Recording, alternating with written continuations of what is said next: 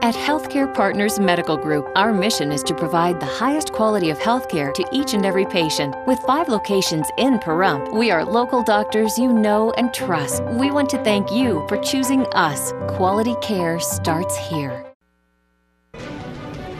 News 46 is brought to you by Team Ford Lincoln, the #1 new volume Ford sales leader in Nevada for 5 years running. Team Ford Lincoln, US 95 and Ann Road. TeamFord.com.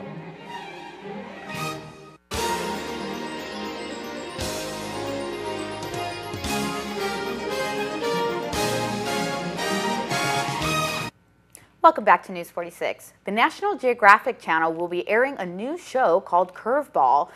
The crew was at Nevada Public Auction on Margaret Street filming this past week. We spoke to the owner of the auction house, Guy Sensky, about his vision for Pahrump and the film industry. What we're trying to do is, Nye County being the largest county or third largest county in the United States, there's a lot of good filming opportunities here. So what we're trying to do is Skip Burrows, a very famous special effects guy, lives here in Pahrump now, or he works here in Pahrump. So we're trying to invite as many of these movie companies as we can out here to enjoy some of the benefits that we have, the open space, the air, and the snap. One of the things that's key, especially to a film crew, is the weather, because it's pretty predictable, and also the fact that you can kind of change your location scenery as you see fit. You bet. We have everything going for us. We've had, I think, 3 or 4 crews out here now doing different special effects filming. Every single one are ecstatic. And the hope is through economic development, we can bring these people in here. It's one more source of income for the town of Pahrump and the county of Nye. What's impressive is compared to how they get treated in other counties and in municipalities, it's really flawless here. They've got nothing but great support. The Chamber of Commerce. That's one of the things that they talk about, is that it was so easy to come here, get their job done. Here they're spending money in our town, lodging in our town, food in our town, and also they don't have to go through the red tape here to film something that would normally take maybe a few weeks. They've come out here and in one day done all the shots. You bet. That's a good example of the town, the county, all the agencies. Everybody chips in just to make this thing happen. They just love coming out to Pahrump. Out of all the crews that have come out here, I've not heard one bad thing. Yeah. You bet. So you're hoping that this may continue, that somehow or another we'll start promoting the town as a location where they can film. You bet. We've already, I think we've got about 4 or 5 more coming in.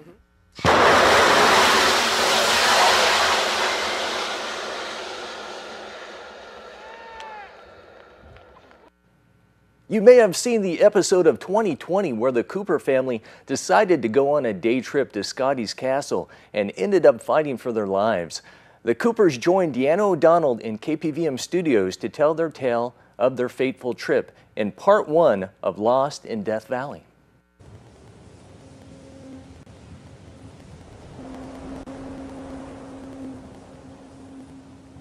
Many of us here who live in Pahrump have taken day trips to Death Valley.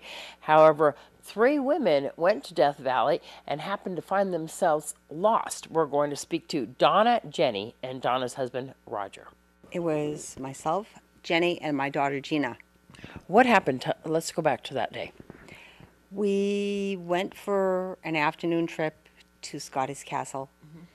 And on the way home from Scotty's Castle, we saw a sign for the racetrack. And I've always wanted to see the racetrack. Very interesting. So there was a clearly marked sign and a clearly marked road, so we decided to check it out. Is that the Devil's Racetrack? What are you talking about? Yes, that's the one. Yes. So we went down that road about 10 miles, and we didn't see anything. Or at least we thought we were on that road. The road was good, and we went about 10 miles, and we didn't see anything. We didn't see the crater. We didn't see signs for the crater. We didn't see the racetrack or signs for the racetrack. We only saw one vehicle. That's it.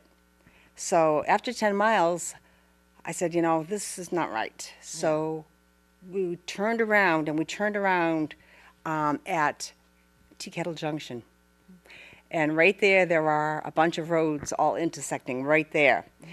We get out of the car, and I took pictures. And somehow when we got back in the car to leave, I got mixed up on the road or something, but we ended up on the wrong road. So we drove 10 miles.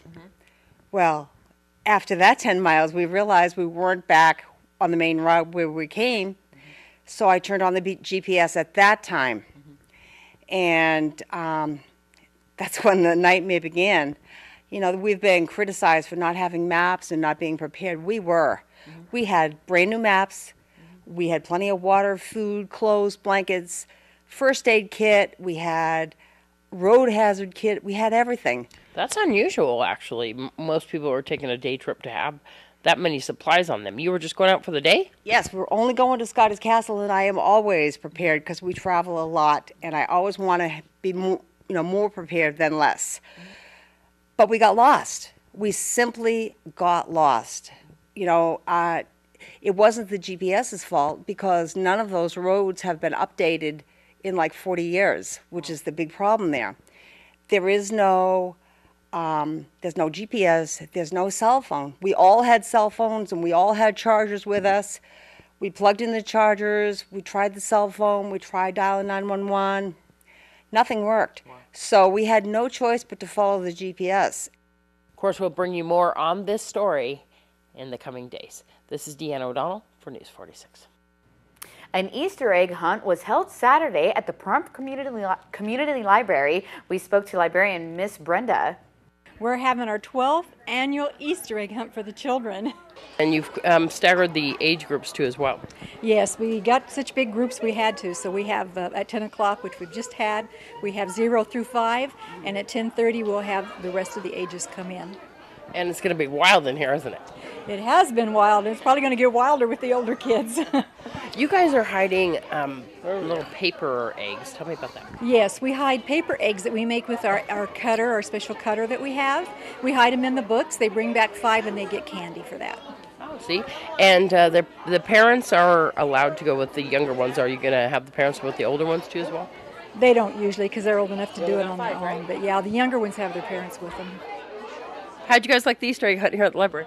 We loved it. I think it's a great idea. I love that they limit it so every kid gets a fair chance, and it's great to have in a town like this. Did you like the idea of the paper eggs in the books? Yes, definitely. I think that's fun, and there was plenty of them around, so it makes it nice. So, especially at this age, she can't eat the candy quite yet. She thinks she can, but she's going to give it a try. Yes. You guys do this every year with the help of who helps volunteer and donate? Well, usually I just grab some people to volunteer and help me. The library sponsors this activity themselves. And so many more activities here at the Pahrump Community Library. What's coming up?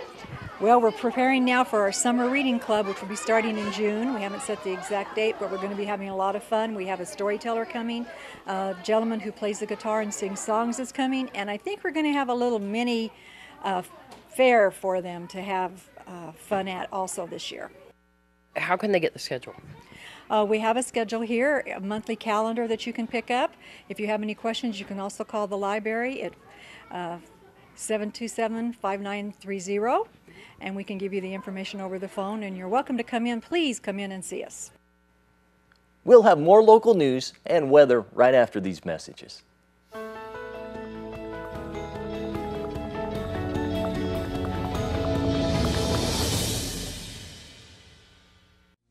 Join us at the Pahrump Nugget Hotel and Casino with the #1 gaming experience and entertainment. The Pahrump Nugget has the #1 dining experience at Stockman Steakhouse, Golden Harvest Cafe, and the Gold Miners Buffet. Come get your game on at the Pahrump Nugget Hotel and Casino. This portion of the news is brought to you by Dr. George Leeks, Pahrump's optometrist since 1990, offering full spectrum eye care for children and adults. Call today, 727-8300.